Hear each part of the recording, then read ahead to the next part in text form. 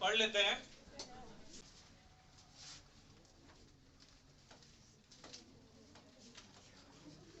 दो तरह का विलयन होता है, दो तरह का विलयन होता है। एक होता है संतृप्त विलयन,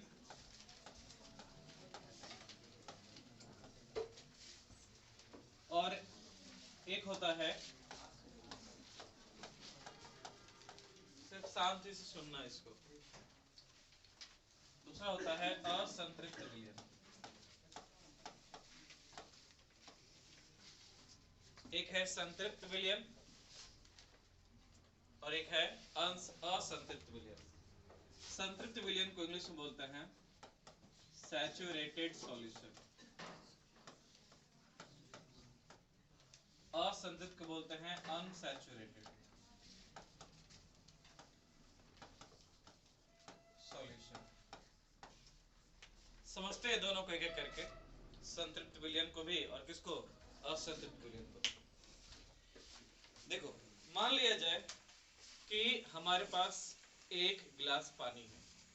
हमारे पास क्या है, एक गिलास पानी। मान लिया जाए कि मैं इसके घर गया, ठीक है, और इसने बोला कि सर आया है तो उनको शरबत पिलाते हैं। क्या पिलाते हैं, शरबत। और सर जी बहुत अच्छे हैं तो ज्यादा मीठा शरबत पिलाएंगे, है कि नहीं, बहुत ज्यादा मीठा। तो मेरी बात सुनो, इसने एक गिलास पानी लिया, उसमें क्या मिलाया, चीनी। पानी में चीनी घुल गया, इसको लगा थोड़ा और चीनी डाल देते हैं, थोड़ा और चीनी डाला, घुला दिया, वो भी घुल गया। इसको लगा थोड़ा और चीनी डाल देते हैं, ये चीनी डालते जा रही है और पानी इसको घुलाता जा रहा है, घुलाता जा रहा है, घुलाता जा रहा है, घुलाता जा रहा है। एक समय ऐसा आएगा ना कि जब अगली बार ये चीनी डालेगी तो वो पानी, वो जो जल उस चीनी को घुलाएगा नहीं, वो चीनी जाके उस पेंदे में नीचे जाके बैठ जाएगा। इसका मतलब है कि पानी के पास एक क्षमता है, एक क्षमता तक ही इस चीनी को घुला सकती है। अर्थात प्रत्येक विलायक के पास विलय को घुलाने की एक क्षमता होती है। प्रत्येक विलायक के पास विलय को घुलाने की क्या होती है, क्षमता होती है। कि अगर मान लीजिए कि हमारे पास 1 लीटर पानी है, उसमें अगर किसी चीज को घुलाना है तो घुला रहे वो घुला, उसमें डाल रहे घुला रहा है, डाल दिए घुल गया, डाल दिए घुल गया, लेकिन डालते रहेगा, घुलाता नहीं रहेगा। एक समय ऐसा आ जाएगा कि उसकी घुलाने की क्षमता खत्म हो जाएगी। उसके बाद जैसे ही डालोगे ना चीनी को या कोई भी चीज को, तो उसमें उसको घुलाएगा नहीं, नीचे जाके पेंदी में बैठा देगा। तो ऐसा विलयन, कि ऐसा विलायक जिसमें अब घुलाने की क्षमता ना रहे, वैसा विलायक जिसमें अब और अधिक विलय को घुलाने की क्षमता ना रहे। कि पहले एक विलायक था, उसमें डाले विलय, बन गया विलयन, उस विलयन में और विलय डालते जा रहे, डालते जा रहे, डालते जा रहे, तो एक लिमिट तक पहुंच गया कि अब इसके बाद जैसे ही थोड़ा सा और डालिएगा, अब हम घुलाएंगे नहीं, अब हमारे में डालिएगा तो हम नीचे जाके पेंदी में बैठ जाएंगे, हमारे अंदर वो क्षमता अब खत्म हो गया। तो वैसा विलयन को कहते हैं कि अब मेरा मन भर गया। कैसा विलयन, संतृप्त विलयन। जैसे मान लिया जाए प्रेम सर पार्टी देने वाले हैं, मान लो ना वे, और मटन बनाए हैं होली में, हम लोग जो है ना 2 दिन से खाना नहीं खाए कि प्रेम सर के ब्याह में जाएंगे और मटन खाएंगे, पूरा पूरा खा लिए, यहां से लेके यहां तक खा लिए, समझ गया। अब हम लोग चले गए प्रेम सर के यहाँ, मटन आया, चावल आया, सब आ गया, व्यवस्था के साथ आया है सब कुछ। सुन लो, चावल गया पेट में, मटन गया, और सर जो है पूरा दिल खोल के खिला रहे हैं कि पूरा एकदम भर बाल्टी है, नहीं समझा। अब मेरी बात सुनो, मटन खाया, थोड़ा सा गया, क्षमता भी और है, खाते जा रहे हैं, देते जा रहे हैं, खाते जा रहे हैं, देते जा रहे हैं। जब यहाँ तक भर जाएगा कि अब जो है यहाँ तक, अब हमारे सर अब हम क्या हो चुके हैं, संतृप्त। अब जैसे ही डालिएगा निकल जाएगा। नहीं समझा? तो अगर हमारा पूरा भर गया, अब हमारे में क्षमता नहीं है, इसका मतलब कैसा हो गया, हम संतृप्त हो गए। नहीं समझा इस बात को? जैसे अब ऐसे सोचो, जैसे तुम लोग हो बउआ, तुम लोग का दिमाग एकदम खाली है। क्या है? खाली। हम तुमको पढ़ाते जा रहे हैं, दिमाग में रखते जा रहे हो, पढ़ाते जा रहे हैं, दिमाग में रखते जा रहे हो, रखते जा रहे हो, क्योंकि पूरा क्या है, खाली। लेकिन जब 12 क्लास खत्म हो जाएगा तो यहाँ तक तुमको भर देंगे, यहाँ तक, यहाँ से लेके यहाँ तक पढ़ाई से भर देंगे। तो अगली बार जब तुम 12 तुम्हारा जब खत्म होने रहेगा, कोई पूछेगा तुम्हारा नाम क्या है, तो मुंह से खाली कोई समीकरण निकल जाएगा, कोई फार्मूला निकल जाएगा। नहीं समझा? कि अब क्षमता नहीं है सर, अब हम पूरा भर लिए यहाँ तक। अगर कुछ और कहिएगा ना तो खाली सूत्रवे निकलेगा मुंह से। मम्मी पूछेगी खाना क्या बनाओ, नहीं समझा, मतलब ओम का नियम बना दो। बोला कहाँ जा रही हो, तो जूल का नियम जा रहे हैं, किरचॉफ का नियम कर रहे हैं। मतलब मुंह से खाली तुम्हारा क्या निकल रहा है, फार्मूला, सूत्र, समीकरण। नहीं समझा? इसका मतलब तुम पढ़ाई से क्या हो चुके हैं, संतृप्त, पूरा एकदम पूरा भर गया है। नहीं समझा? एक बगीचे में एक आम का पेड़ है, अब उसका आम एकदम पक गया है। अब जैसे ही पेड़ को हिलाओगे ना, वो आम क्या हो जाएगा, गिर जाएगा। मतलब अपनी क्षमता पे एकदम पहुंच गया है। जैसे मान लीजिए जब कच्चा रहता है तो हिलाते हैं तो नहीं गिरा, थोड़ा और पका, थोड़ा और पका, एकदम लास्ट जब पक जाएगा, अगली बार हिलाओगे तो रुकेगा, कहाँ हो जाएगा, गिर जाएगा। तो क्या आम कैसा हो गया है, संतृप्त, सैचुरेटेड। तो ऐसा जब विलायक में विलेय डाले, जब विलायक में क्या डाले, विलेय, घुला दिया। विलेय का तो प्रकृति यही है कि घुला देगा किसको, विलेय को। अरे विलाय क्या करता है, घुलाता है किसको, विलेय को। और जब विलायक में विलेय डाल दिए ना, जैसे ही हमारे पास शुद्ध विलायक था उसमें हम विलेय डाल दिए, अब वो विलायक नहीं रहा, क्या बन गया, विलयन। क्या बन गया? चाहे तो मेथनों से कारण डालो, अगर विलायक में विलेय डाल दिया है तो अब विलायक नहीं है, क्या है वो, विलयन। अब और विलेय डाल दे रहे हैं, विलयन बन चुका है, अभी और विलेय डाल रहे हैं, और विलेय डाल रहे हैं, लेकिन डालते जा रहे हैं, घुलाता जा रहा है, घुलाता जा रहा है, घुलाता जा रहा है। एक सीमा ऐसा आएगा, बोलेगा अब नहीं, अब मेरे से नहीं होगा। जैसे ऐसे सोचो कि मान लीजिए इसमें से किसी को बुलाए, 2 थप मारे, बर्दाश्त कर लिया, मास्टर है। 4 थप मारे, बर्दाश्त कर लिया, मास्टर है। मारते जा रहे हैं, बर्दाश्त करते जा रहा, मारते जा रहे हैं, बर्दाश्त, लेकिन एक सीमा तक है कि नहीं। ओकर बाद मारिएगा सर, समझ रहे हो ना? मतलब वो कैसा हो गया है, संतृप्त हो गया। अब वो बर्दाश्त करेगा नहीं। समझा कि नहीं समझा? इस समय तुम लोग जल्दी समझ जाता है। तो वैसा विलयन जिसके पास और अधिक विलेय को घुलाने की क्षमता ना रहे, वैसा विलयन जिसमें और अधिक विलेय को घुलाने की क्षमता ना रहे, उस विलयन को क्या कहेंगे, संतृप्त विलयन।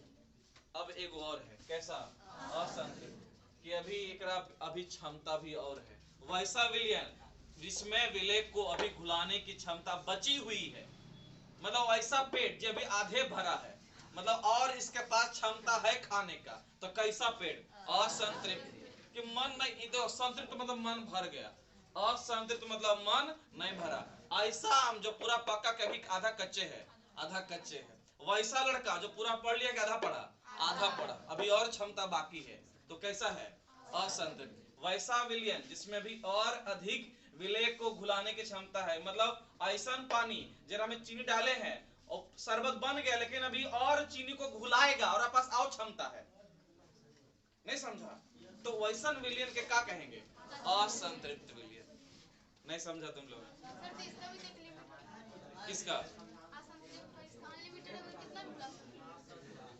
जब लिमिट पहुंच जाएगा तो कैसा बन जाएगा, नहीं पहुंचा तो कैसा है, असंतृप्त। जैसे मान लिया जाए कि तुम्हारे पास एक गिलास पानी है, उसमें चीनी डाल दिया, पानी चीनी को घुला दिया, विलयन बन गया। फिर उसमें चीनी डालो, अभी और घुला लिया, फिर चीनी डालो, अभी और घुला लिया, अभी और घुला सकता, अभी बहुत सारा चीनी घुला सकता है। मान लिया 1 गैलन ले लिया वाटर, पूरा भर ड्रम ले लिया पानी और डाल दिए हम 100 ग्राम चीनी, क्या उतना घुलेगा? अभी और घुलाएगा, अभी और क्षमता है उसके पास कि नहीं? मतलब कैसा है? असंतृप्त। और हम ले अगले में क्या ले लिए?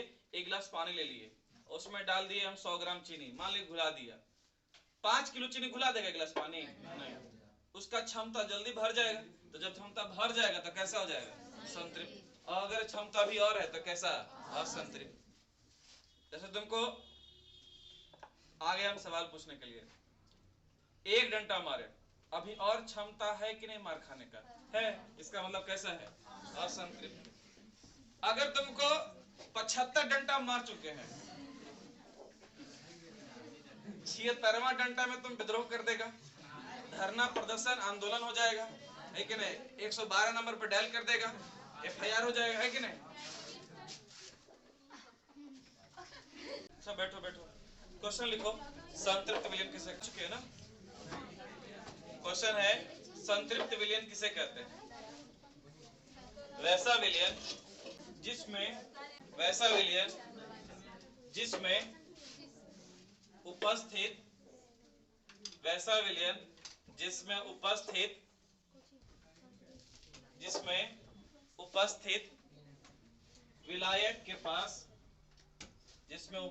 विलायक के पास वैसा विलयन जिसमें उपस्थित विलायक के पास अभी और अधिक विलेय, जिसमें उपस्थित विलायक के पास और अधिक, हाँ अभी भी लिख सकता है, और अधिक विलेय को घुलाने की क्षमता है, और अधिक विलेय को घुलाने की क्षमता है। अच्छा, एक सवाल क्या लिखा है? संतृप्त लिखा है। और अधिक घुलाने की क्षमता नहीं है, और अधिक घुलाने की क्षमता नहीं है, और अधिक घुलाने की क्षमता नहीं है। उस विलयन को संतृप्त विलयन कहते हैं।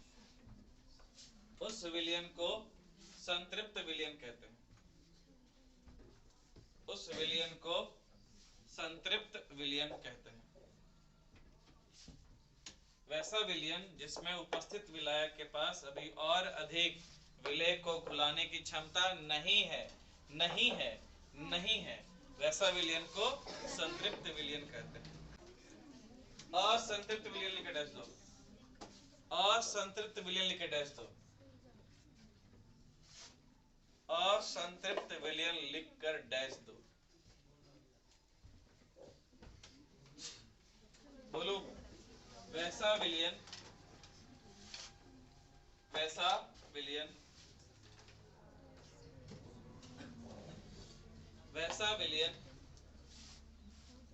जिसमें उपस्थित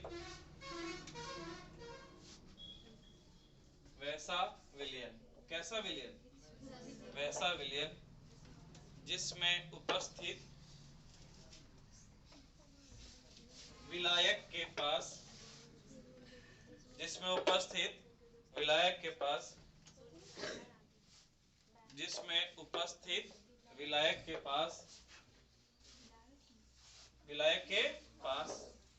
और अधिक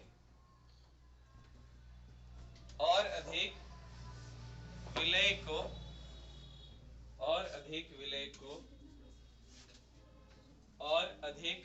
को घुलाने की क्षमता, और अधिक विलेय को घुलाने की क्षमता बची हुई है, और अधिक विलेय को घुलाने की क्षमता बची हुई। लिख क्यों नहीं रहा है?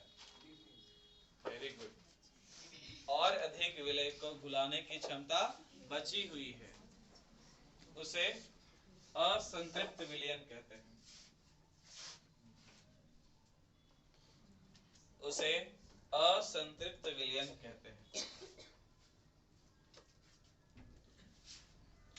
उसे असंतृप्त विलयन कहते हैं। क्या कहते हैं? असंतृप्त विलयन कहते हैं।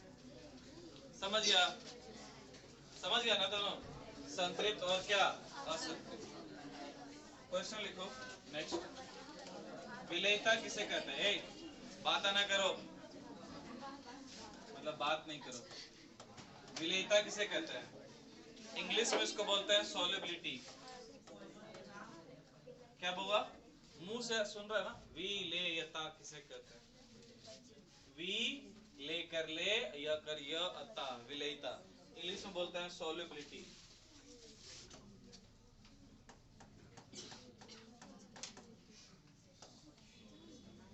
विलेयता किसे कहते हैं? सॉल्युबिलिटी। SOLUBILITY, solubility.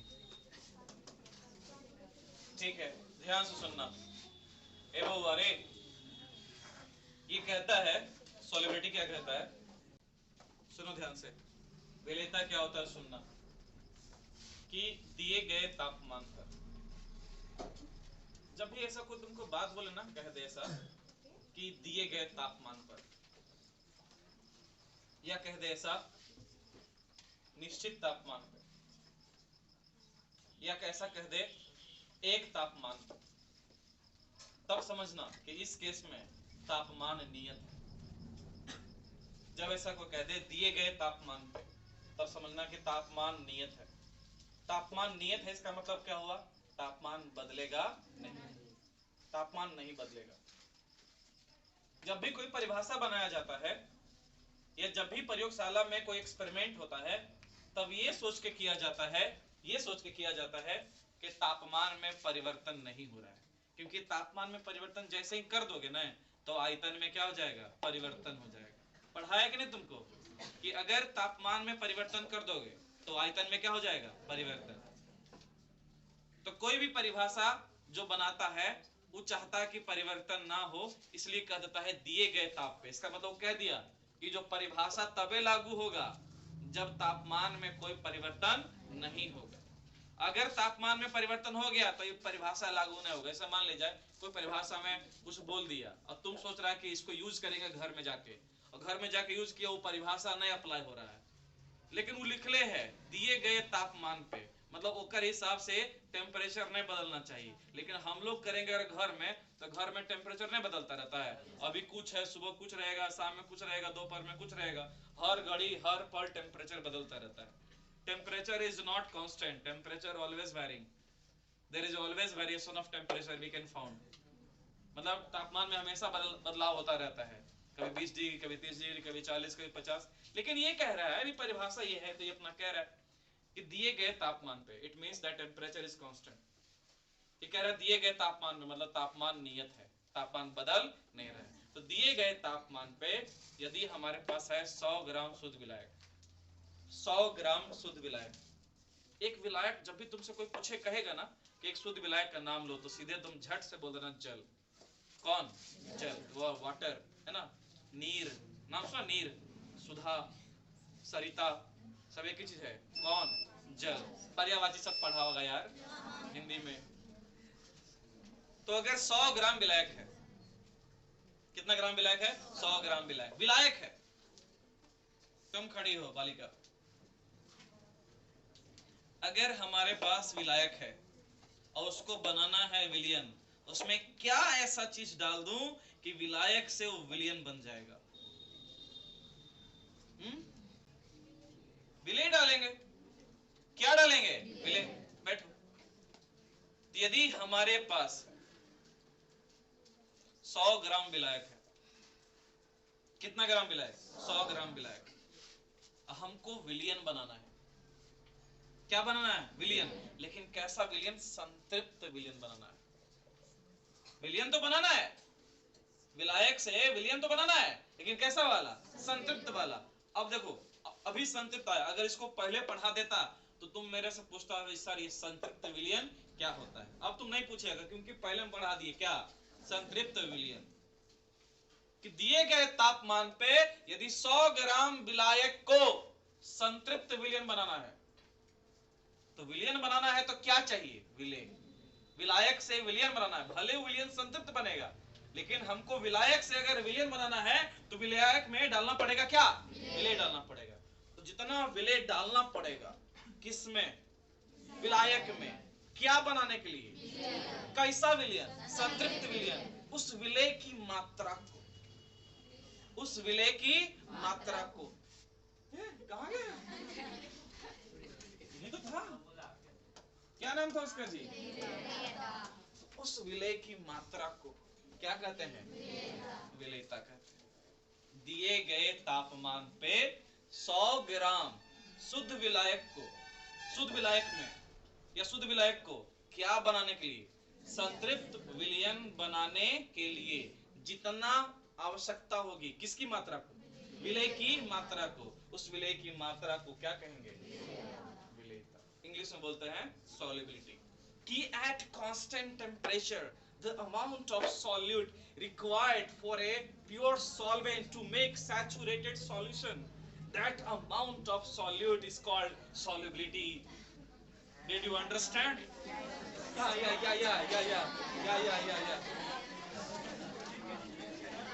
लिखो लिखो बउआ, मैं समझ गया। लिखो, दिए गए तापमान पर, दिए गए तापमान पर, दिए गए तापमान पर, दिए गए तापमान पर 100 ग्राम विलायक को, दिए गए तापमान पर 100 ग्राम विलायक को, 100 ग्राम विलायक को संतृप्त विलयन बनाने के लिए, 100 ग्राम विलायक को संतृप्त विलयन बनाने के लिए आवश्यक, संतृप्त विलयन बनाने के लिए आवश्यक विलय की मात्रा को, आवश्यक विलय की मात्रा को, आवश्यक विलय की मात्रा को क्या कहते हैं, विलयता कहते हैं। आवश्यक विलय की मात्रा को विलयता कहा जाता है, विलयता कहा जाता है। क्या कहा जाता है बाबा, विलयता कहा जाता है। लिख लिया,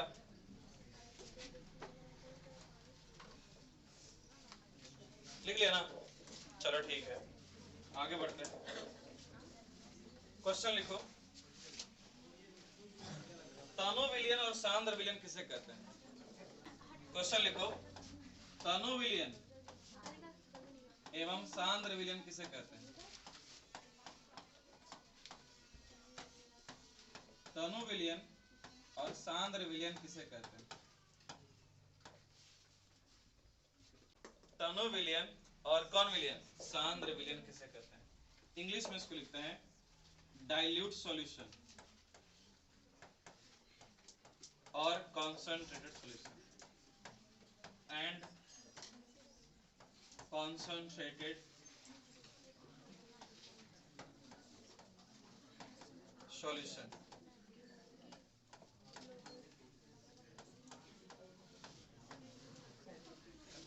तनु विलयन है और क्या बोला, सांद्र विलयन। सवाल पहले लिख लो।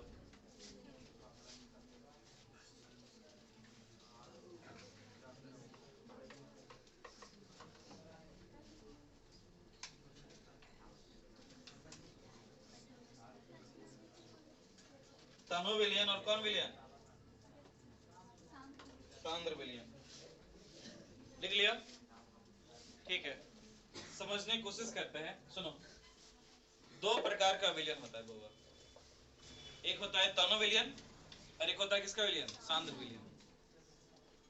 विलयन में दो इंपॉर्टेंट चीज है।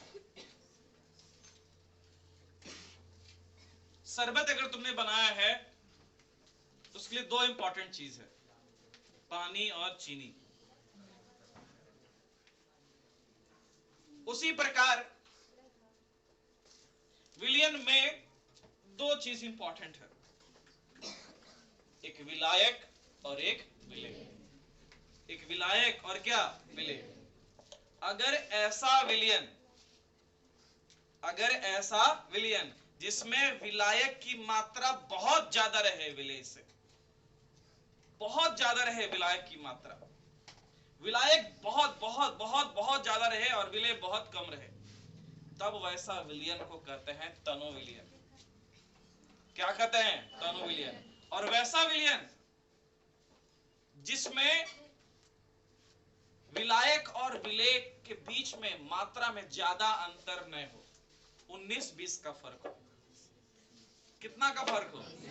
19-20 का फर्क हो, ज्यादा अंतर ना रहे। विलायक ज्यादा रहेगा, विलेय कम रहेगा। अब ऐसे सोचो, मेरे पास है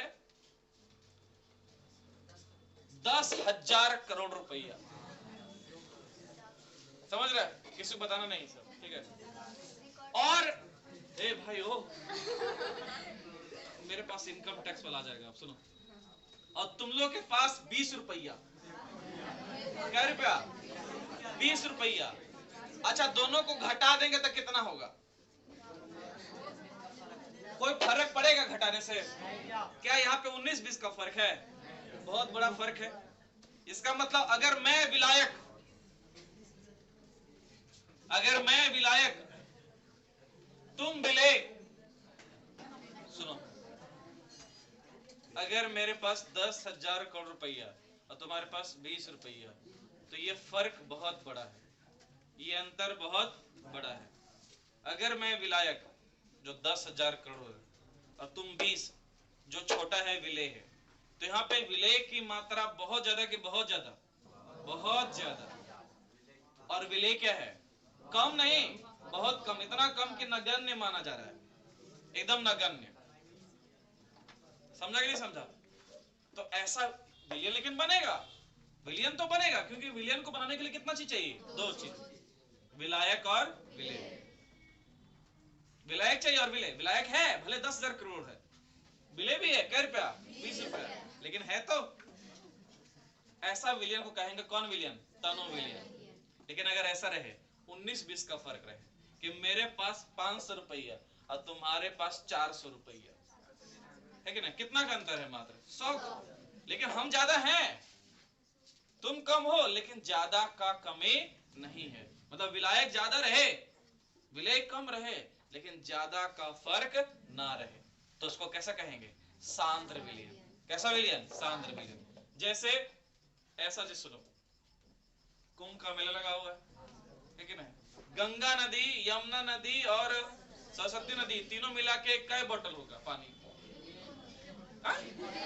एक बोतल में सब है? कितना पानी है वहां पे, समझ रहे हो? सूख गया। सब पीने गया था कि नहाने गया था रे? मुद्दे की बात करते हैं। कहने का मतलब है, जैसे ऐसा कहा गया ना कि कुंभ में अमृत का एक बूंद गिरा। कुंभ के मेले में प्रयागराज में वो जो तीनों नदी का पानी है, उसमें कितना बूंद गिरा? एक बूंद अमृत। और कितना पानी, समझ रहे ना? अथाह पानी। तो पानी हमारा विलायक, पानी हमारा विलायक, और एक बूंद जो अमृत गिरा है वो हमारा क्या? विलेय। तो वहां पे जो विलयन बना, तनु बना कि सांद्र? तनु। तनु का कोई प्रभाव पड़ेगा जी? अब ऐसा सोचो, एक आदमी है ना, वो जिंदगी में कभी दारू नहीं पिया, मान लीजिए शराब कभी नहीं पिया, और चला गया दोस्त की पार्टी में, ठीक है? उसने बोला कि आज मैं शराब पीऊंगा, ठीक है?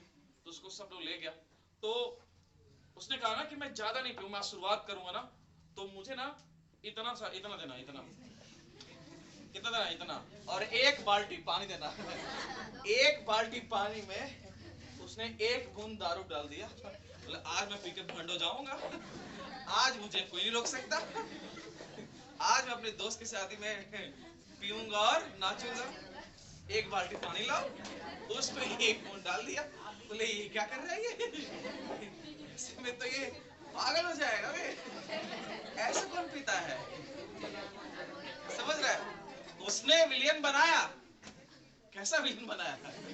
तनु विलयन बनाया। समझा नहीं समझा?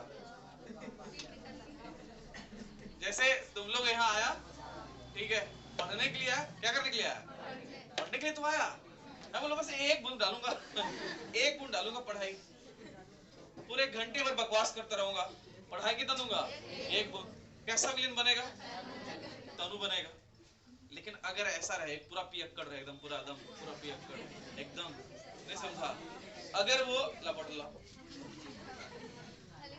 ये एक बोतल है, वो कहेगा मैं एक बोतल पीऊंगा, ठीक है, उसमें जो दारू है तो यहाँ तक डाल, समझा, और इतना डाल पानी, मतलब उसका जो विलायक है ना वो दारू बन जाए, उसका विलायक पानी नहीं बने, उसका विलायक क्या बन जाए, दारू, और विलेय के रूप में क्या डाले, पानी को, या फिर इतना नहीं, इतना डाल दे, इतना डाल दे दारू यहाँ से यहाँ तक, और जो ठिप्पी ना ठिप्पी इतना रहे क्या, पानी, तो उसका विलेन कैसा है, सांद्र, कैसा है, सांद्र। मेरी बात सुनो, अच्छा कभी तुम लोग पकड़ो जी, एक बात बताओ, तुम लोग हाई स्कूल में एक लेबोरेटरी नाम का चीज होता है, हिंदी में कहते हैं प्रयोगशाला, कौन साला, साला, साला मतलब घर होता है बे, जैसे पाठशाला, पाठ का घर, उसे प्रयोगशाला है ना। इधर सुनो, अबे सुनो ना यार, छोड़ दूं मैं। तो हमारे टाइम पे मैं 2011 में Tungi high school matric pass किया हूँ, तो जब तुम लोग नन्हा मुन्ना राय था, सुनो, तो 2010 में क्या हुआ कि हमारे एक जो मैडम ऐसे विकलांग जैसी है, अरुणा मैम, तो वो नई नई आई थी, तो जो नया नया आता है बहुत बहुत रहता है, मतलब पढ़ाने का, अपना दिखाने का, है ना, तो हम लोग को ले गई कहाँ, लेबोरेटरी, प्रयोगशाला, केमिस्ट्री की टीचर थी हमारी, साइंस की, अभी भी ऐसा जैसा पढ़ाती होगी, बहुत पढ़ाती है, हाँ ठीक है, तो वो हम लोग को ले गए। अब मेरी बात सुनो, मान लिया जाए, एक बात सुनो, मान लिया जाए कि वहां पे हम लोग चेक करने वाले हैं अम्ल को, एसिड का टेस्ट करने वाले हैं, अम्ल को अंग्रेजी में क्या कहते हैं, एसिड, एसिड का हम लोग टेस्ट करने वाले हैं। तो अब ऐसा सोचो, एसिड का जो हम लोग प्रयोग करेंगे प्रयोगशाला में, वो एसिड को हिंदी में कहते हैं अम्ल, उसी को हम लोग अपनी भाषा में कहते हैं तेजाब। क्या कहते हैं, तेजाब, तेजाब ही एसिड है, एसिड ही अम्ल है। तो हम लोग जो अम्ल का प्रयोग करेंगे वो अम्ल रहना चाहिए तनु की सांद्र। मेरी बात सुनो, अगर सांद्र रहेगा इसका मतलब उसमें अम्ल ज्यादा, अम्ल का मात्रा क्या रहेगा, ज्यादा, और अगर तनु रहेगा इसका मतलब उसमें अम्ल का मात्रा क्या रहेगा, कम, और पानी रहेगा ज्यादा। तो अगर मान लिया जाए हम तनु का प्रयोग करेंगे और एक बार करेंगे सांद्र का, तो सांद्र ऐसे सोचो कि एक है हमारा तनु अम्ल और एक है हमारा कौन अम्ल, सांद्र अम्ल। तनु में क्या होगा, पानी क्या, पानी ज्यादा, और सांद्र में पानी क्या होगा, कम। पानी अगर कम, अगर इसमें पानी कम तो अम्ल क्या होगा, ज्यादा, अगर इसमें पानी ज्यादा तो अम्ल क्या है, कम। अगर गलती से तनु अम्ल और सांद्र, तो हम लोग लेबोरेटरी में जो प्रयोग करेंगे वो प्रयोग करेंगे तनु अम्ल का। किसका प्रयोग करेंगे, तनु अम्ल का। क्यों, अगर वो हाथ पे गिरे, अगर वो हाथ पे मान लिया गिर जाए तो तनु अम्ल में पानी क्या रहेगा, ज्यादा, तो हाथ पे उतना फर्क नहीं पड़ेगा। लेकिन अगर सांद्र अम्ल अगर हमारे हाथ पे गिर जाएगा तो हाथ को दिक्कत हो जाएगा। जैसे ऐसे सोचो, ये तनु क्या होता है, तनु में से मान ले जाए कि हमारे पास है एसिड, एक बोतल एसिड, उसको तनु करना है। तनु करना है इसका मतलब उसमें क्या डालना है, पानी। जितना ज्यादा पानी डालोगे, पानी डालते जाओगे उतना तनु होता जाएगा, तनु। ढेर सारा पानी डाल दिया, इसका मतलब तुमने कर दिया उसका तनुकरण। कौन करण, तनुकरण। अगर उसका पानी निकाल लिया तो हो गया, तुमने कर दिया सांद्रण। क्या कर दिया, सांद्रण। पानी ज्यादा, तनु है। अगर अब ऐसे सोचो कि चीनी है, उसमें पानी डाला, मतलब एक गिलास है, उसमें इतना चीनी है, उसमें थोड़ा सा पानी डाला, अगर उसको पिएंगे तो बहुत ज्यादा मीठा लगेगा। थोड़ा और पानी डाला, थोड़ा कम मीठा लगेगा। और पानी डाला, थोड़ा और कम मीठा लगेगा। और पानी डाला, पूरा भर दिया, तो क्या होगा, और कम मीठा लगेगा, या फिर उसका प्रभाव जो है धीरे धीरे बढ़ता जाएगा, घटता जाएगा? पानी डालने पे प्रभाव बढ़ता जाता है, घटता जाता है? तो अगर अम्ल है, उसमें पानी डाला हुआ है, तो उस अम्ल का प्रभाव ज्यादा है कि कम है? कम है। तो हम लोग वैसा अम्ल का प्रयोग करते हैं प्रयोगशाला में जिसका प्रभाव क्या रहे? कम रहे, कि अगर गलती से हाथ पे गिरी हो जाए तो हाथ को इतना इफेक्ट नहीं पड़े। समझा कि नहीं समझा? हम लोग वैसा अम्ल का प्रयोग नहीं करेंगे कि हाथ पे गिर जाए उसका डॉक्टर ले जाना पड़े, वैसा नहीं। किसका प्रयोग करेंगे? कौन अम्ल का? तनु अम्ल का। तो जब भी प्रयोगशाला में एक्सपेरिमेंट होता है, किस अम्ल से? तनु अम्ल से कि सांद्र अम्ल से? तनु अम्ल से। सांद्र अम्ल अगर हाथ पे गिरेगा तो हाथ को क्या है?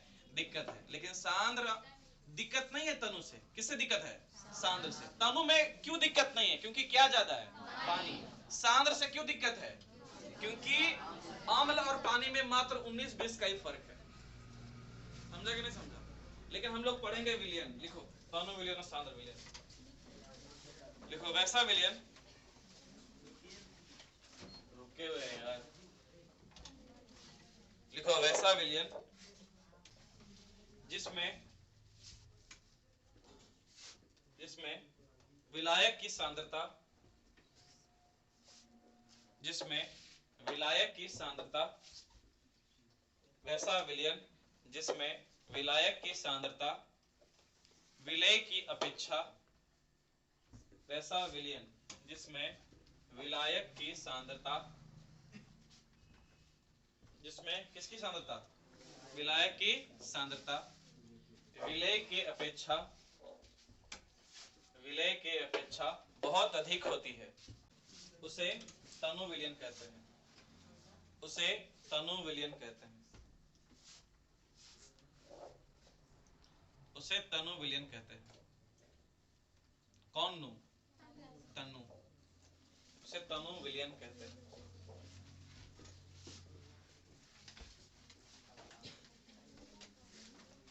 इसी में पैराग्राफ चेंज करके लिखो, वैसा विलयन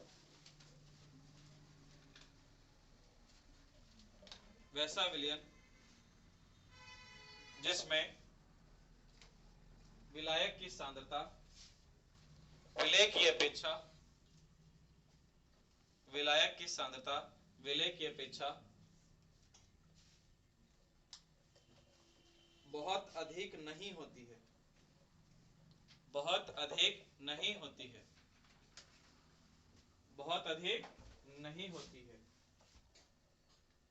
उसे सांद्र विलयन कहा जाता है। उसे सांद्र विलयन कहा जाता है। कौन विलयन होगा? सांद्र विलयन कहा जाता है। लिखो, क्वेश्चन लिखो एक, किसी ठोस की, क्वेश्चन लिखो एक, किसी ठोस की द्रव में, किसी ठोस की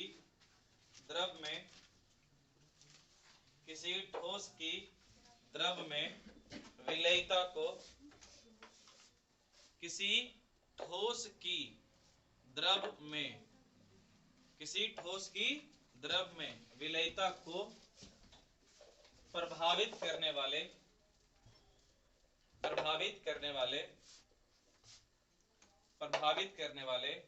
कारक कौन कौन से हैं? किसी ठोस की द्रव में विलेयता को प्रभावित करने वाले कारक कौन कौन से हैं? किसका किसमें? ठोस का किसमें? द्रव में। विलेयता को प्रभावित करने वाले कारक कौन कौन से हैं? हम बात करें एक ठोस का विलेयता, लेकिन किसमें? द्रव में। अगर हमारे पास ग्लूकोज है, ग्लूकोज कैसा है? ठोस की द्रव की गैस। ग्लूकोज देखा पाउडर कैसा होता है? क्या वो पानी जैसा है? क्या वो गैस जैसा है? तो अब क्या बच गया? ठोस। तो ग्लूकोज एक ठोस है। अगर उसको पानी में घुला दिए तो क्या कहेंगे? ठोस में द्रव घुला है कि द्रव में ठोस? अगर नमक को घुला दिया जाए पानी में तो वो द्रव में ठोस है कि ठोस में द्रव है? ठोस में द्रव है। नमक में डाल देगा पानी रे। पानी में नमक डालेंगे तो कहेंगे द्रव में ठोस ना। हाँ बैठो, ए समझा कि नहीं? द्रव में ठोस की ठोस में द्रव? द्रव में ठोस है ये। अभी भी डाउट है कि द्रव में ठोस कैसे? पानी में चीनी घुलाता है कि चीनी में पानी घुलाता है? पानी में चीनी, तो द्रव में ठोस घुलाते हैं। अरे भाई बर्मा में है ना सब लोग।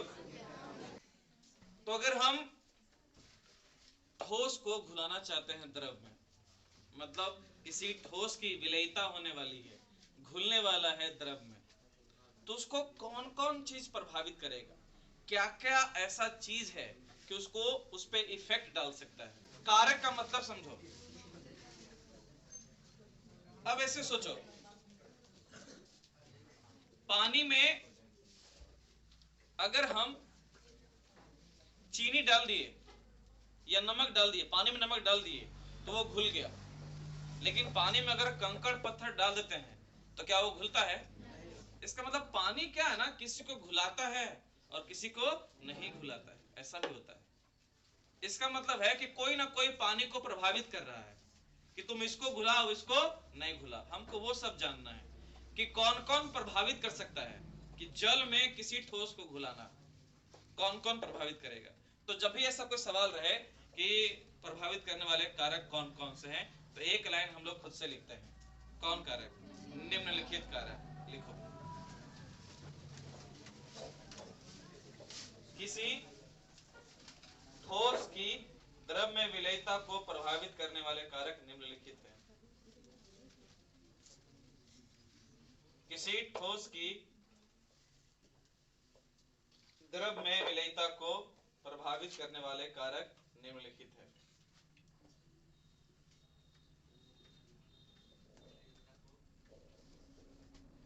प्रभावित करने वाले कारक क्या हैं?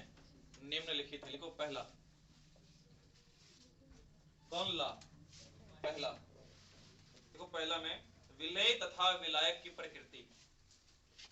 पहला में लिखो विलय तथा विलायक की प्रकृति। विलय तथा विलायक की प्रकृति। पहला में लिखो बउआ विलय तथा विलायक की प्रकृति। दूसरा में लिखो जालक ऊर्जा। च छ ज कर जा कर जा ल क जालक। समझा? जालक ऊर्जा।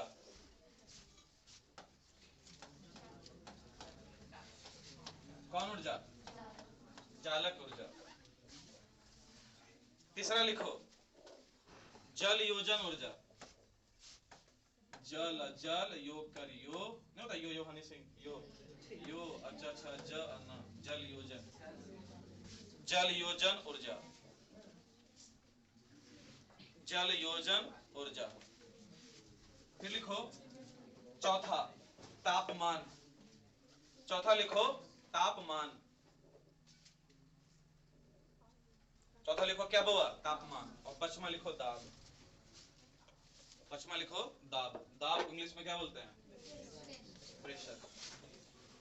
तो कितना चीज प्रभावित करेगा? 5 चीज। पहला क्या है? पहला क्या लिखा बुआ? विलय तथा विलायक की प्रकृति। मैं समझाता हूं इसको, कोशिश करना कि समझ जाए।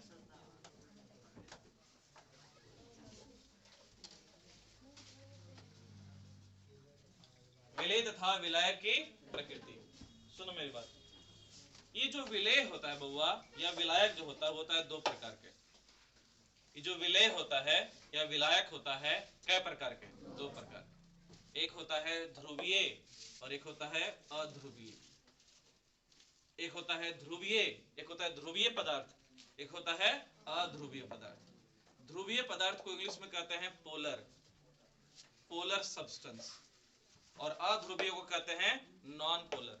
मेरी बात को ध्यान सुनना। तो कोई भी पदार्थ जो होता है वो 2 प्रकार का होता है। एक होता है ध्रुवीय और एक क्या होता है? अध्रुवीय। इंग्लिश में बोलते हैं एक पोलर एक नॉन पोलर, एक पोलर और एक नॉन पोलर। समझते हैं पहले कि ध्रुवीय क्या होता है, अध्रुवीय क्या होता है। जैसे सुनो, मैं नाम ऐसे लिखता हूँ, एक लिखा हूँ H2O, ये लिखा हूँ Cl2, ये लिखा हूँ N2, फिर लिखा हूँ NH3, एक लिखा हूँ HCl, फिर लिखा हूँ HF, फिर लिखा हूँ O2। ठीक है, NH3 का नाम क्या है? अमोनिया। क्या नाम है इसका? इसका नाम क्या है? जल। इसका नाम क्या है? Chlorine gas. इसका नाम क्या है?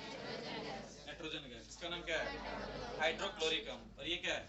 हाइड्रोफ्लोरिक अम्ल। और ये क्या है? Oxygen gas. इसमें से कुछ ध्रुवीय हैं और कुछ हैं अध्रुवीय।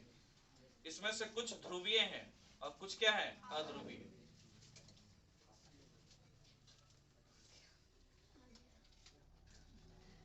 हाँ, सुनो, अभी तुमको कितने लोग बता सकते हैं कि इसमें कौन ध्रुवीय है और कौन अध्रुवीय? हाथ खड़ा करो। 2 मिनट दो, 2 मिनट में हर एक बच्चा बता देगा कि कौन क्या है। सुनो ध्यान से, ध्यान से बस देखना कि अगर जो है ध्रुवीय मतलब समझना, ध्रुवीय पृथ्वी पर 2 ध्रुव है, एक है उत्तरी और एक क्या है? दक्षिणी। दोनों अलग अलग है कि दोनों सेम सेम है? तो अगर जो है 2 पदार्थ रहे, कितना पदार्थ रहे? 2 पदार्थ, और दोनों रहे अलग अलग, कि ए अलग रहे और बी क्या रहे? अलग अलग रहे, तो ए को अलग ध्रुव और ये भी अलग ध्रुव, तो दोनों अलग अलग ध्रुव बना लिया। तो अलग अलग ध्रुव जो बनाएगा ना, ओकरा कहना ध्रुवीय। और अगर ऐसा रहे कि ए रहे और ए रहे, मतलब दोनों सेम सेम, दोनों क्या रहे? सेम सेम, तो इसको कह देना, देखो अगर मान दोनों सेम सेम रहेगा, तो अगर ई उत्तरी है तो ई भी कैसा हो जाएगा? उत्तरी। अगर अगर ई कब उत्तरी, क्या बोला रहे? अगर ई दक्षिणी है, अगर ई दक्षिणी है तो ये भी क्या हो जाएगा? दक्षिणी। क्यों? दोनों कैसा है? Same same. तो दोनों सेम सेम है, तो 2 ध्रुव बना कि एक ध्रुव बना? एक ध्रुव। अरे जब 2 को है और दोनों एक एक जैसा ना है, अगर एक ही जैसा है तो 2 ध्रुव बनेगा कि एक ही ध्रुव बना हुआ है? एक ही बना हुआ है। तो जब एक ही को बनल रहेगा ने, ओकरा कहना कैसा? अध्रुवीय। ध्रुव होता कै गो है? 2 गो, उत्तरी और दक्षिणी। जेकरा में 2 गो बन जाएगा, जिसमें 2 गो बन जाएगा, उत्तरी भी और दक्षिणी भी, ओकरे कहना ध्रुवीय। जैसे देखो ए बी है, एगो ए है एगो क्या है? बी। अच्छा बताओ, ए और बी दोनों सेम सेम होता है कि अलग अलग? अरे एबीसीडी का पहला अक्षर एगो दूसरा अक्षर है, दोनों सेम सेम कैसे होगा? सेम सेम तो ये होगा ना, एगो ए है दूसर का भी क्या है? ए। ये भी पहला अक्षर, ये भी पहला अक्षर। अगर ये उत्तरी ध्रुव तो इसको भी बनना पड़ेगा कौन ध्रुव? उत्तरी। इसका मतलब 2 को तो लिख दिए हैं, 2 को तो आप लिख दिए हैं, लेकिन बता रहा है कै ध्रुव को? एक ही ध्रुव को। ये भी उत्तरी, ये भी उत्तरी, तो 2 ध्रुव नहीं बना। जहां पे 2 ध्रुव नहीं बनेगा, जहां पे 2 ध्रुव नहीं बनेगा, उसको क्या कहना? अध्रुवीय। और जेकरा में 2 गो रहे और दोनों अलग अलग रहे, 2 गो रहे और दोनों अलग अलग रहे, 2 गो रहे और दोनों अलग अलग रहे, तो एक हो जाएगा उत्तरी, एगो क्या हो जाएगा? दक्षिणी। तब उसको कहना क्या? ध्रुवीय। जब दोनों सेम सेम रहेगा क्या कहोगे? 3 को भी रहे सेम सेम रहे क्या कहोगे? 4 को भी रहे सेम सेम रहे, कैसा रहेगा? अध्रुवीय। 2 को रहे अलग अलग, कैसा? 3 को रहे अलग अलग, कैसा? ध्रुवीय। 4 को रहे अलग अलग, कैसा? ध्रुवीय। समझ रहा है? अब देखो हम आते हैं इस पे, बताओ ध्रुवीय क्या ध्रुवीय? इसके पहले भी तो पूछा था, क्या है ये क्या है? ये क्या है? ये कैसा है? ये ये तो बोला था मैं कि 2 मिनट दो। कितना मिनट दो? पता चल जाएगा कौन ध्रुवीय है और कौन। पता चला कि नहीं? पता चलता है, जरूरत होता है सिर्फ कितना मिनट का? 2 मिनट का। इसका मतलब हम एक चीज समझ गए, इसका मतलब हम एक चीज समझ गए कि जितना भी पदार्थ है, या तो कोई ध्रुवीय होगा या तो कोई क्या होगा? अध्रुवीय। अब यहाँ पे एक कॉन्सेप्ट है, इंग्लिश में बोलते हैं इक्वल डिसॉल्व इक्वल। एक कॉन्सेप्ट है, थोड़ा सा ध्यान समझना। Equal dissolve equal. तुम अच्छा एक चीज जानता है कि नहीं, कि पानी और तेल आपस में नहीं घुलता है? पानी और तेल आपस में नहीं घुलता है ना? लेकिन क्या सारा पदार्थ एक दूसरे में नहीं घुलता है? क्या घुलता है? कुछ आपस में घुलता है, कुछ आपस में नहीं घुलता। इसी के लिए कॉन्सेप्ट है इक्वल डिसॉल्व इक्वल। हिंदी में बोला जाए समान समान को घुलाता है। इक्वल मतलब समान, बराबर, इक्वल डिसॉल्व इक्वल, बराबर बराबर को घुलाएगा। या ऐसा कहूं समान समान को घुलाएगा। अर्थात कहने का मतलब ये है कि जो ध्रुवीय रहेगा वो ध्रुवीय में घुलेगा, जो अध्रुवीय रहेगा वो अध्रुवीय में ही घुलेगा। ध्रुवीय कभी भी नहीं घुलेगा अध्रुवीय में, और अध्रुवीय कभी नहीं घुलेगा किसमें? ध्रुवीय में। कि सेम सेम रहेगा तो घुलेगा, और अगर रहेगा अलग अलग तो वो घुलेगा नहीं। इक्वल डिसॉल्व इक्वल, बराबर बराबर वाले को घुलाएगा, समान समान को घुलता है। कि अगर ध्रुवीय है तो घुलेगा किसमें? ध्रुवीय में।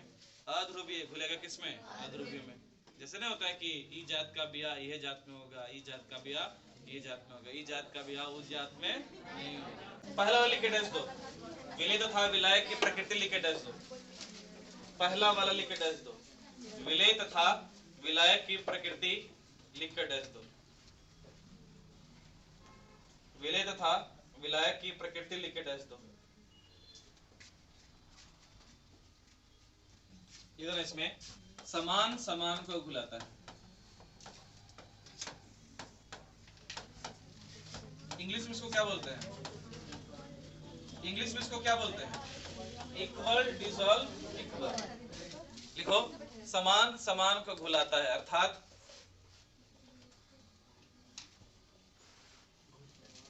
समान समान को घुलाता है, अर्थात ध्रुवीय विलय, अर्थात ध्रुवीय विलय ध्रुवीय विलायक में घुलेंगे, अर्थात ध्रुवीय विलय ध्रुवीय विलायक में घुलेंगे। ध्रुवीय विलय ध्रुवीय विलायक में घुलेंगे। ध्रुवीय विलय किसमें घुलेंगे? ध्रुवीय विलायक में घुलेंगे। तथा अध्रुवीय विलय तथा अध्रुवीय विलय तथा अध्रुवीय विलय तथा कौन विलय? अध्रुवीय विलय अध्रुवीय विलायक में घुलेंगे।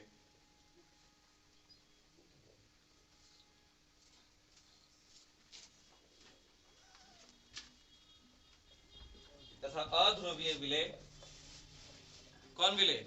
अध्रुवीय विलय अध्रुवीय विलायक में घुलेंगे। मैं एक सवाल पूछता हूं तुम लोग से, क्या H2O में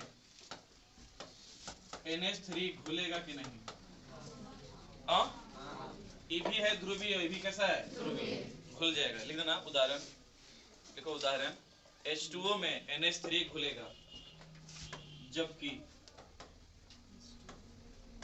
H2O में N2 नहीं घुलेगा।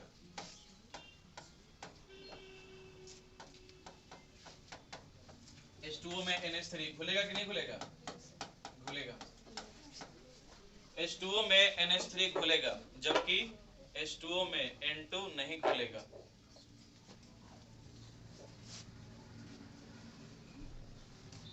H2O में NH3 घुलेगा, जबकि क्या लिखा? H2O में N2 नहीं घुलेगा। N2 क्यों नहीं घुलेगा? क्योंकि ये अध्रुवीय है। समझ गया?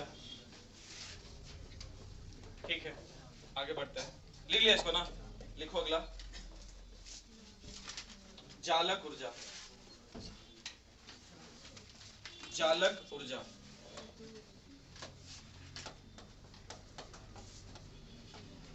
इंग्लिश में बोलते हैं इसको लैटिस एनर्जी।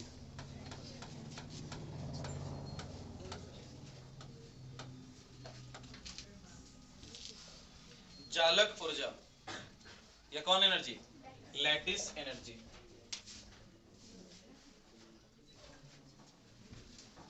चालक ऊर्जा या इसको क्या बोलते बुआ?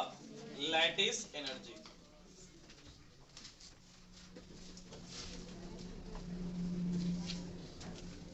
ठीक है, समझते हैं इसको कि चालक ऊर्जा क्या होता है।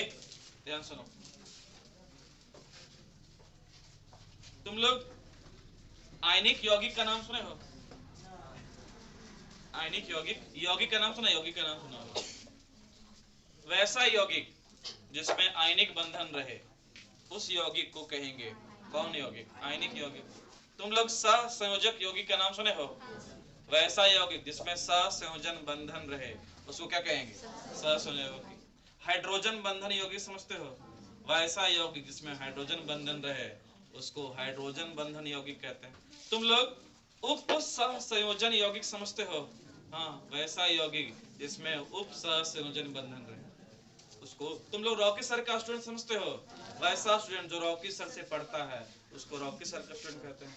सिंपल सा चीज है रे। जेकरा में आयनिक बंधन रहेगा, आयनिक यौगिक, जेकरा में सहसंयोजक बंधन रहेगा ओकरा कहेंगे कौन यौगिक? सहसंयोजक यौगिक।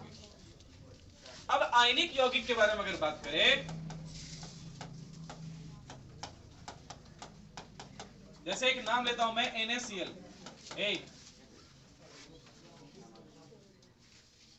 NaCl एक आयनिक यौगिक है। आयनिक यौगिक है क्योंकि इसमें बंधन है आयनिक बंधन। कौन बंधन? बंधन। कैसा बंधन?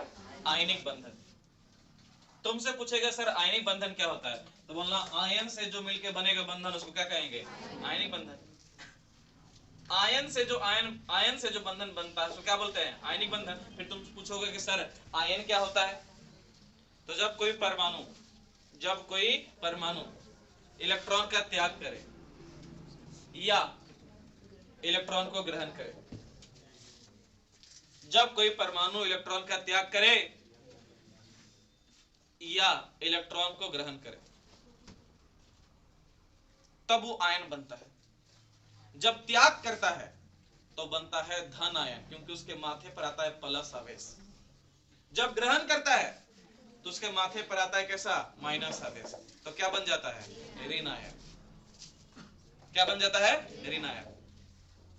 अगर एक इलेक्ट्रॉन का त्याग करेगा तो माथे पे आएगा 1 प्लस, 2 इलेक्ट्रॉन का त्याग करेगा 2 प्लस, 3 इलेक्ट्रॉन का त्याग करेगा 3 प्लस, और 4 इलेक्ट्रॉन का त्याग करेगा तो 4 इलेक्ट्रॉन का त्याग नहीं होता। हर चीज में हाँ नहीं कर देना, यहाँ होता है।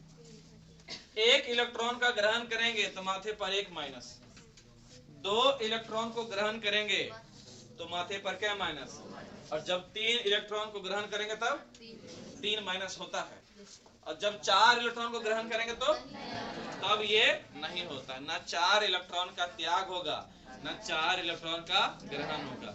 अधिकतम 3 इलेक्ट्रॉन का त्याग या अधिकतम 3 इलेक्ट्रॉन का क्या? ग्रहण।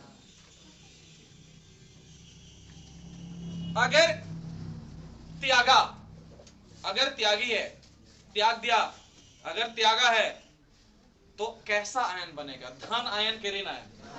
धन आयन, प्लस वाला। अगर ग्रहण किया है तो कैसा बनेगा? ऋण आयन।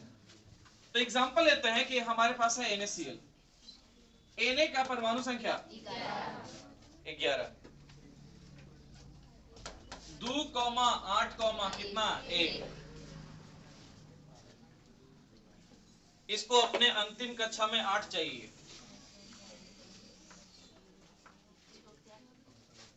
सोडियम जो है उसका परमाणु संख्या 11 है, अंतिम कक्षा में 1 इलेक्ट्रॉन है। लेकिन कोई भी परमाणु बंधन बनाता है अपने अंतिम कक्षा में 8 इलेक्ट्रॉन लाने के लिए। इसके पास अंतिम कक्षा में कितना है? ये 2 काम करके 8 बना सकता है, या 7 को ग्रहण कर ले तो 1 और 7 हो जाएगा 8, चाहे ये करे हटा दे तो भी कितना हो जाएगा? 8। कौन वाला कर सकते हैं? हटाने वाला। तो ये जो 1 इलेक्ट्रॉन है था ना यहाँ पे, इसी को यहाँ से हटा देंगे मतलब क्या कर देगा? त्याग। कै को त्यागेगा? तो ये जो सोडियम है ओकरा पर कै प्लस आएगा? धन आयन के ऋण आयन? धन आयन, पॉजिटिव चार्ज। इंग्लिश में इसको बोलते हैं केटायन। अगला है क्लोरीन। परमाणु संख्या 2, 8, 7। अंतिम कक्षा में इसको भी अंतिम कक्षा में 8 चाहिए। दो तरीके से 8 आ सकता है, या तो सातों त्याग दे या एगो ग्रहण कर ले। क्या करेगा? जो ये त्यागा है यही कर लेगा क्या? ग्रहण। ये जो क्लोरीन है ये कई को ग्रहण किया, तो इसके माथे पर भी आएगा माइनस। इसको कहेंगे कौन आयन? ऋण आयन। तो यहां से हम देख रहे हैं कि हमारे पास एगो आ गया धन आयन और एगो आ गया कौन आयन? ऋण आयन। सोडियम बन गया धन आयन और क्लोरीन बन गया ऋण आयन। यही दोनों मिलके, एगो प्लस एगो माइनस है ना। रॉकी सर जो आते हैं जूता उजला वाला पहन के, कभी बताए होंगे फिजिक्स में कि अगर दोनों अलग अलग आवेश रहेगा, एगो प्लस और माइनस, तो आकर्षण की विकर्षण, आकर्षण होगा। और क्या बनेगा? Na और Cl मिलके क्या बनाएगा? NaCl। तो इनके बीच में बंधन बनेगा। क्या बनेगा? बंधन। कैसा बंधन? एगो आयन है, ये भी आयन है, ये भी आयन, ये भी आयन। कैसा बंधन? आयनिक बंधन। कैसा बंधन? लेकिन यहीं पे एक चीज की जरूरत होती है कि ये भी आयन है और ये भी आयन है, लेकिन ये खुद से आपस में आकर्षित नहीं होता है। इनको आकर्षित करवाना पड़ता है, और आकर्षित करवाने के लिए ऊर्जा देना पड़ता है। क्या देना पड़ता है? ऊर्जा। जितना ऊर्जा जब देंगे ना, जब एनर्जी देंगे, तब ये Na प्लस और Cl माइनस एक दूसरे से क्या होगा? आकर्षित। ए दिलावर सिंह, उठा के फेंक देंगे बाहर। बोर्ड किधर है रे? इधर देखो सामने। एक है Na प्लस और एक है क्या? Cl minus. ये भी एक आयन है, ये भी एक आयन है, लेकिन दोनों में खुद से अट्रैक्शन नहीं होगा, खुद से आकर्षण नहीं होगा। एनर्जी बाहर से देना पड़ेगा, ऊर्जा बाहर से देना पड़ेगा। जब ये दोनों ऊर्जा को अवशोषित करेगा, तब ये दोनों एक साथ आएगा और क्या बनेगा? NaCl। सोचो, आम गांव के जीवन में जो शादी होता है, एक लड़का है और एक लड़की है, ब्याह ऐसे नहीं होगा, दहेज देना पड़ेगा। जब ये दहेज मिल जाएगा तब इनका ब्याह हो जाएगा। बिना दहेज के बाहर से जो देना पड़ेगा वो क्या है? दहेज, ऊर्जा, एनर्जी। लाइक दहेज, डाउरी। दहेज को इंग्लिश में क्या बोलते हैं? डाउरी। डाउरी मतलब दहेज। अरे डाउरी, डाउरी इंग्लिश बोलता है ना। there is a bad impact of dowry system in India. Dowry system is like a evil in our Indian society. मुद्दे पे आते हैं। ये क्या है?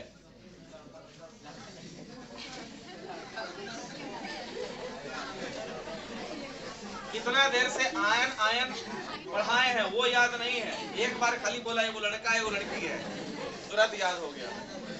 पिछला मैच में विराट कोहली कैरन बनाया था। ये पढ़ाए नहीं है जो इन लोग को याद है। जो चीज पढ़ाए नहीं है वो याद है, और जो पढ़ा दियो पूछ ले तो फिर दिक्कत है। इंटरेस्ट, हमारा इंटरेस्ट किसमें ज्यादा वो सोचो, किसमें ज्यादा है? सुनो भाई, इधर देखो। अगला मैच इंडिया का किससे है ये बताना नहीं पड़ेगा। हाँ देखो, लेकिन इन लोगों को ये नहीं पता है कि अगला चैप्टर कौन सा है। ये बताता है हमारा इंटरेस्ट कि हम लोग किधर जाना चाहते हैं। मैं छोड़ दूं पढ़ाना? हाँ तो सुन लो ना। सुन लो,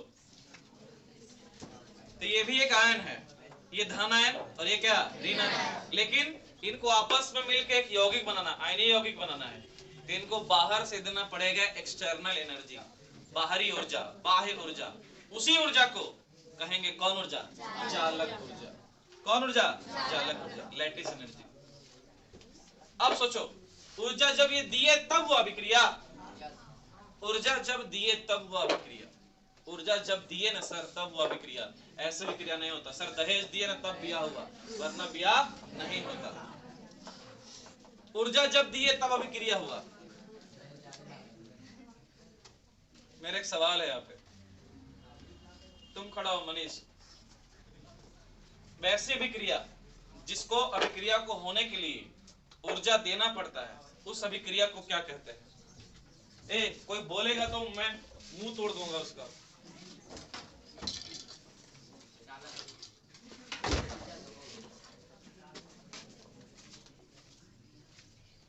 वैसे विक्रिया जिसमें विक्रिया होने के लिए ऊर्जा देना पड़े, उस विक्रिया को क्या कहते हैं?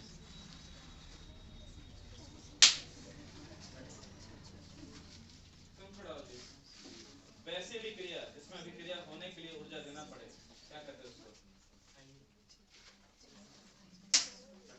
तुम खड़ा हो। वैसी अभिक्रिया जिसमें अभिक्रिया होने के लिए ऊर्जा देना पड़े, उस अभिक्रिया को क्या कहते हैं?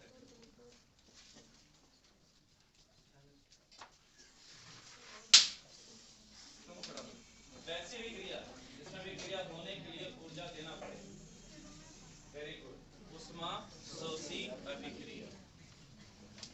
एक होता है ऊष्माक्षेपी, ये विक्रिया होने के बाद ऊर्जा निकलता है, ऊष्मा निकलता है, उसको कहते हैं ऊष्माक्षेपी। और जिसमें देना पड़ता है, जिसमें देना पड़ता है वो क्या होगा? इसमें अभिक्रिया होने के लिए ऊष्मा देना पड़ा, तो ये अभिक्रिया ऊष्माक्षेपी है कि ऊष्माशोषी है? शोषी है। तुमसे पूछेगा तुम्हारे टेस्ट में कि चालक ऊर्जा कैसा ऊर्जा होता है, ऊष्माक्षेपी कि ऊष्माशोषी? ऊष्माशोषी। समझा कि नहीं? वो अभी ना बता रहे हो, आज तो तुम सब बता दोगे। जब जिस दिन मैं ऊष्माक्षेपी ऊष्माशोषी पढ़ाया होगा तो उस दिन इन लोग को नहीं याद होगा जो मार खाया, उस दिन पता था। उस दिन थोड़ा ना पूछता हूँ, जब मुझे ऐसा पता चल जाता है कि वो भूल चुका है। इसलिए मैं बता रहा हूँ कि थोड़ा ध्यान से पढ़ना। जितना हम अच्छा से पढ़ाते हैं उतने ही अच्छा से मारेंगे, है ना? ठीक है, आज के लिए इतना। अच्छा, इसको लिखा देता हूँ, लिखो चालक